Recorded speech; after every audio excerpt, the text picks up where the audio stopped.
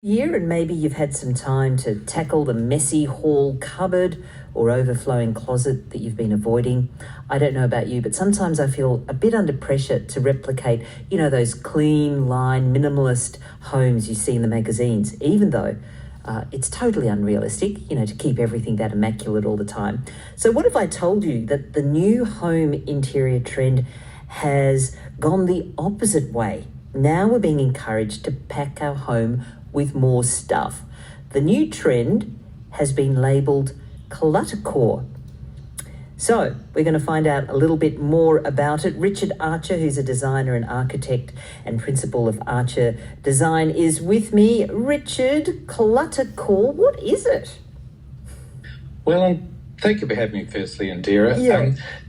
Cluttercore, well, see, I personally find the term clutter a little bit pejorative. So I'm a little bit uncomfortable with that term, but I know where they're coming from. It's basically a reaction against the whole modernist idea of less is more. I mean, as you pointed out in the introduction, people don't live in those sensory deprivation chambers with a Tom Ford book on the coffee table, a white room, and maybe one twig in a vase. Who lives like that, really? Well, I think I saw Kim Kardashian had a home like that for 5 minutes, but I'm sure she's sold that since. Well, this is the thing, Richard, is that when we open all the home magazines and the home living magazines, there are all the images that we see. I mean, we assume everyone else is living like that. Well, I think that what they need to do is see more of Archer Design's work, frankly, because people don't live like that, do they? I certainly don't. I think the idea of surrounding oneself with beauty and objects that have meaning to oneself is something that is not new. Back in 1880, William Morris, the amazing designer of beautiful wallpapers and everything, said famously, "Have nothing in your houses that you do not know to be useful or beautiful." So if it's useful, like a potato peeler or a rubbish bin, keep it. But if it's beautiful, if it's a vase or a trinket that means something to you, then keep that. Don't feel compelled to dispense with things that you find beautiful. It's about the individual. It's your home, and it should express who you are. When I, as an architect and designer, walk into people's homes, I'm scanning the place to understand who is this person.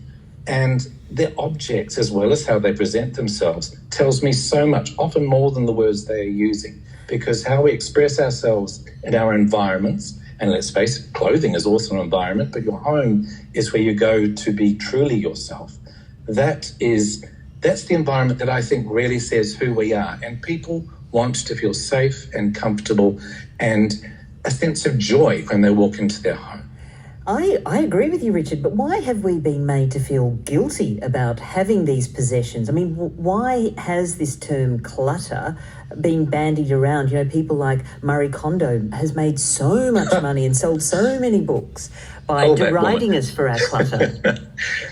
There is, well, funny you should mention Marie Kondo, because I looked her up today when I knew I was coming to see you. I thought, okay, I better sort of pay some attention to her. I did know who she is. Yeah. But she does say we should be choosing what we keep, not what we get rid of. So she does reference the fact that things are about what we want to keep. But I know there is so much pressure to have the meticulously organised, colour-coded linen cupboard. I mean, for God's sake, who has that? We have to look at wardrobes in advertisements for design companies that all, glass-fronted wardrobes with colour-coded shirts and perfectly folded T-shirts. Good God. I mean, fine if you have servants who are there folding them meticulously, but not many people live like that. I think one has to be realistic about people wanting to have a sense of safety in their homes, very much so since the pandemic hit. And this is perhaps where the cluttercore maximalism concept came about, because people have redefined the concept of home recently, as I've discovered in my work and as one would read in many things. So the magazines, I think, that you were referring to previously are starting to catch up and to see that people aren't going to mindlessly subscribe to a controlling dictum of spare surfaces and benches. I mean, thinking back to Absolutely Fabulous, where Adina and Patsy going, what surfaces? I mean, come on. If she's espousing that as a theory, I think we can maybe see it's maybe not cast in stone. So, Richard, you said that this move, towards embracing maximalism and clutter, as you said, you find it pejorative. You say that that's come out of the pandemic, post the pandemic and lockdowns. What about having these items around us, actually on shelves and on surfaces, makes us feel happier and better? I think, Indira, it's memory, and if they are things that, as I mentioned before, are that you as an individual in your own home consider beautiful, that you have a personal relationship with that object, and this is not me espousing commercialism or rampant purchasing of just crap. It's about things that have meaning and something that you look at that it moves you. When I'm with a client looking at art, for example, my projects are filled with beautiful art. I take art as a very important part of my work and my clients' homes. And if it doesn't hit them in the solar plexus and feel that they can't live without that piece, then it's not right for them. It has to have that sense of immediate connection. And you can see when that happens, and you know when that happens yourself. So whether it's a small object that you see in a market or a street side store or at a high-end art gallery, it doesn't make any difference. The same feeling is applying of that is going to give me joy.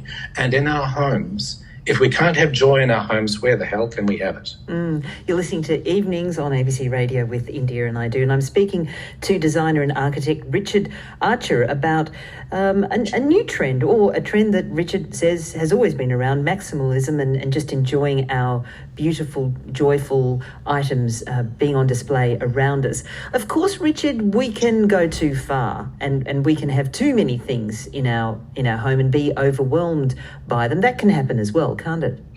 Oh, it can. And that obviously the easy extension that people who would view maximalism or cluttercore as a bad thing would say, oh, it's just hoarding. But hoarding is a mental disorder that is unmanageable and causes them distress, the people who are surrounded by stuff. And it is a sense of chaos. Whereas if one enjoys being surrounded by things that have meaning to them, that's to the individual, that's an entirely different scenario. I looked it up before I spoke to you. Macquarie Dictionary describes clutter as disorder, confusion, and too many objects. Well, I defy anyone to come to my home and tell me it's disorderly or that I'm suffering confusion. I know where everything is. I'm a very tidy person. I just happen to have a whole lot of stuff. So when you say a whole lot of stuff, what sort of stuff have you got on display in your house, Richard?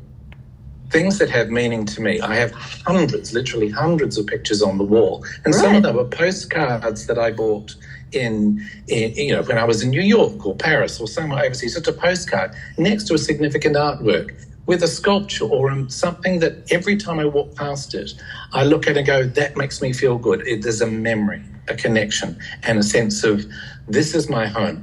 Like many people, I was away over the Christmas period and I recently came home and I walked into my home and again I thought, oh, I love this place. And that if your home doesn't make you feel that, well, then perhaps you can give my number at the end of this talk. But it's about your home is a sanctuary. And as I mentioned before, during COVID, when people were spending a lot of time in their homes, yes, people were alphabetizing their spice racks out of boredom or lack of work, but mostly it was reconnecting with the concept of home rather than it being a place where you dumped your stuff and went out again.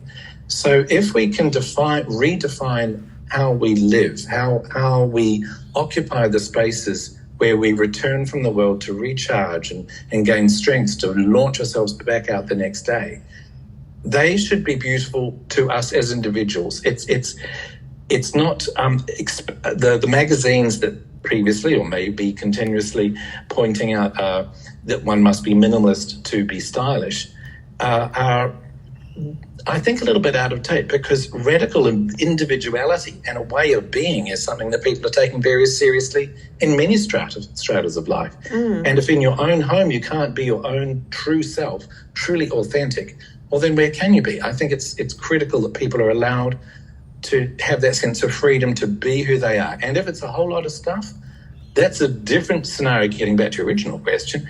It's different to hoarding and where it becomes a problem to that person. So give us some tips, Richard. So how do we make our stuff look good and still, be something that we can live with? Well, we were talking about Marie Kondo earlier, who I know is she's certainly not someone I follow religiously, but she's not wrong when she says if you touch something and it gives you joy, then you should keep it, and if it doesn't, then you remove it. So and whether you dispose of it, or there are people that say put it back on the shelf. But where would you put a potato peeler then?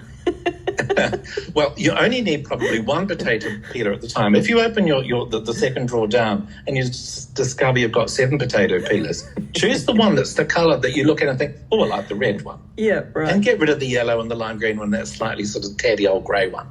It's the ones that you look at and think, yeah, how many peelers do we need? Yeah. It's got to be something that is when you lift it up, it gives you that sense of, yeah, this is good and I can get on with the task.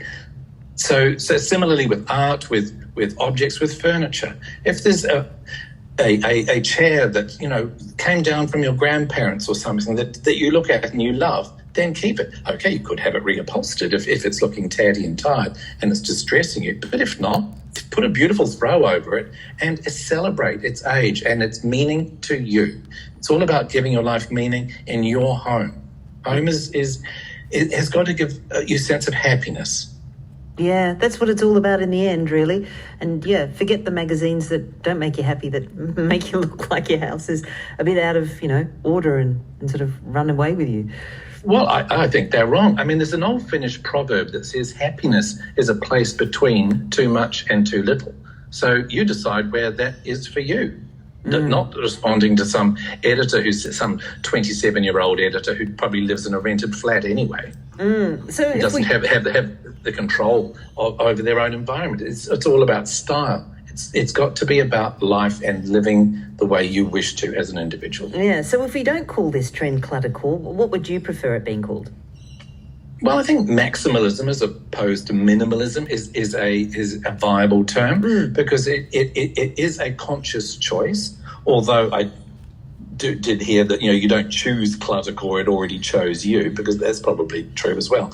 I mean, I will be honest with you, Indira. Once, many years ago, I moved into a small, very minimalist sort of styled block of apartments. I thought, I'm going to try this. Well, that lasted 5 minutes. Very soon I had silk wall coverings and curtains and all sorts of stuff going on, and I felt happier because it wasn't me.